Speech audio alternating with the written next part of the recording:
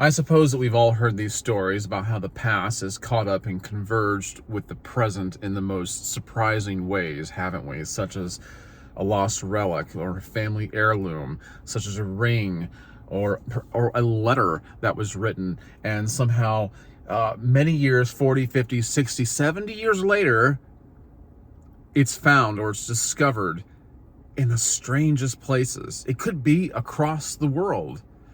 It could be in the same house, but it's bizarre, isn't it? Or you hear about two people who were either in love or someone was presumed dead, or they lost their way somehow, and lo and behold, when they weren't looking for it, they happened to meet in the most unsuspecting places, and something sparks, and it's just some of the greatest stories you've ever heard. Now, this doesn't happen to many people. I would say that it's considered unusual because it's so rare. I don't think that even most people have this ever happen in a lifetime, and when it does, it might happen maybe once, maybe twice. But you have to be paying attention because it could be occurring and you don't even know about it. So pay attention to what's going on in your life, look around you, talk to people, and look for discoveries that want to take place. You understand me? Look for the discoveries that want to take place. There's probably a lot that wants to be revealed that isn't, because we're not curious enough. So stay curious. Now here's an example, and I have to relay this to you guys because it's really did catch me by surprise. Now here's what happened. So I'm sitting in the BioLife parking lot getting ready to go in and donate plasma. And one of the technicians there was hooking me up to the machines the other day. And I've seen her there for the past several years. So she's probably a staple in the company, but I've never really had a full-blown conversation with her like I have with the other technicians.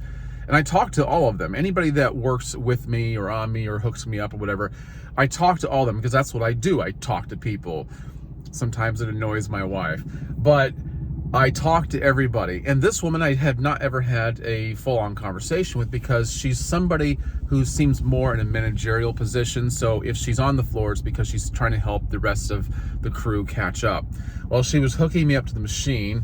I saw her name badge, and I won't reveal it here, but I saw her name badge, and under her name was obviously her place of origin, where she's from. It said Indiana, which I think those things are placed there to be conversation pieces, right? For people to find something in common with. Well, I always bite. So I'm from Indiana. And I asked her, I said, where are you from in Indiana? And she says, well, I'm originally from Indianapolis. And I go, oh, well, I was born in Indianapolis. She goes, well, but I lived or grew up mostly in a town about 70 miles north of Indianapolis. Oh, really? Where? She goes, in a small town called Peru. Now, this blew me away because Indiana is full of small towns, rinky-dink towns, and Peru is not the smallest of them, but it's not one that a lot of people have heard of or gone to, even though it has a very rich history. And I lived there for several years. And so she started relaying, her experiences growing up in Peru, and she says, well, I graduated in 1981. Well, now this story is getting thicker or warmer because I was there during that time. And that means that if she graduated in 81, she's 6 or 7 years older than me. And I remember it turning 1980 when I was in Peru because it was such a big deal to me. I was born in 1970, so a decade had gone by. It was the rolling over of a new decade now, or the end of one, however you want to look at it. And so I said, well, that's really odd because I lived there for several years. I'm very familiar with it, and I missed it a lot. And so I told her, I said, well, she had asked me. She goes, where did you live? I tried to tell her, and I said my father was a preacher at a Baptist church there.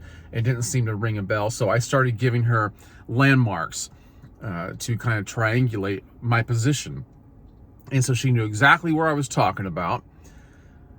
And I told her I had, I told her I had several paper routes when I lived there. She goes, well, where did you deliver papers at? And I said, well, it was like 2nd and 3rd Street and East Central. And she goes, oh yeah, I lived on East 3rd Street.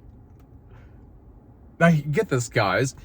It's extremely likely, and I told her that I delivered papers to your home. No joke. I had paper routes the whole time I was there. And I can guarantee you that I delivered papers to her house, to her family. Who knows if I actually encountered her or if we encountered each other at that time. And then she said, well, do you know any names of anybody there? And I said, for some reason, the mailman, I knew his name. And that's the first name that came to my mind. I said, well, there's Buck Hatton. And she goes, I know Buck Hatton. He was our mailman. He helped get a bird out of our house when it flew in and couldn't get out. Isn't that something? So, but the most bizarre thing to me is that I probably deliver newspapers to her house. Now, here's the thing about Peru. Peru is a landmark. It's the circus capital of the world. Cole Porter, singer, songwriter, famous musician, back from a long time ago, was born and raised in Peru. His house is still there. And there's a whole lot of, there's a rich history about Frances Slocum, a white girl that was kidnapped from her home and raised by Indians in that area. And it's just something. So I started naming off names, and she couldn't recognize any that I was talking about, but I'm going to get back with her and talk about this. But it was, that just really knocked me off my pins, man. I'll tell you what, I was just really tickled to death about it, and so was she. So it's just odd. We talked about different places we had been there. So anyway, I was looking at Peru, Indiana. And by the way, if you've never been there, you need to go. The circus history there is rich. It was one of the places that Ringling Circus would camp out at. And a lot of the townspeople from ages 7 to 21 actually put on the circus every year. They are the circus performers, and a lot of people I deliver papers to were in the circus. And do you remember who Rasputin is? Gregory Rasputin? I think that's how you say his name. You know, the long bearded man, crazy looking. His daughter, I think her name is I think it's pronounced Maria. She was actually mauled by a bear in Peru, Indiana when she worked for the circus. Isn't that odd? Now, I just think these things are crazy. Now, if I had never talked to this lady, this conversation would have never taken place, and we would have never known this. We have something we shared now, and we are both just tickled to death about it.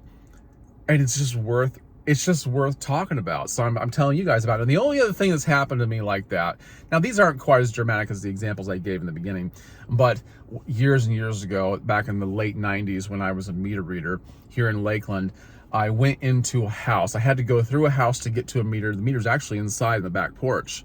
And it was kind of messy. This lady was escorting me, an older lady was escorting me to the back.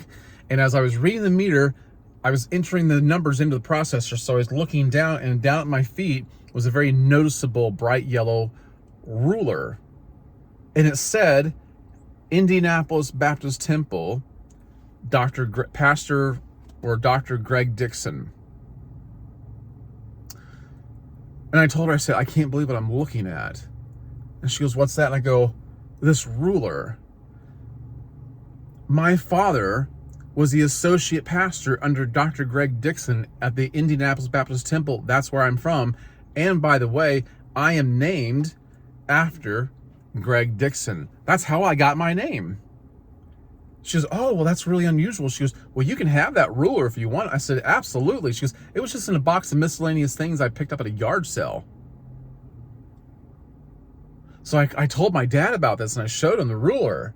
And I said, can you believe this? He goes, I remember when we gave those out at the Baptist Temple. I think they were giving them out to the kids, probably around for some kind of school campaign or something like that. Anyway, he says, I remember giving those out in the early 70s. Which is when I was there.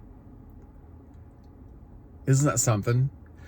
But you have to have your eyes open, your ears open. You have to be talking to people, listening to people, very open to what's going on around you in your world. And I want to encourage you to do that, because you just never know when the stars will align, when the ships will cross. You don't want to miss an opportunity, because life has a way of catching back up. I hope that's meant something to you. I hope it's really kind of, got you excited about maybe what's happened in your world, in your life, that you didn't know about. And if it's ever happened to you before, leave a comment down below. And if it occurs soon within hearing this video, tell me about it, because I would love to hear it, and maybe I'll revisit this topic in a future video. Guys, if you want to know what I have in my beard, look down in the description below for the products that I use. You can pick these products up for yourself or as a gift for somebody else, and I give you codes for all of them so you can save some money. I do thank you for watching. Thank you for giving me your time. If you haven't liked this video, please do so. It does help. Subscribe and hit the notification bell so you can stay apprised of all my future uploads. All right, guys, I thank you once again for joining me. I'll catch you in the next one. In the meantime, be wise.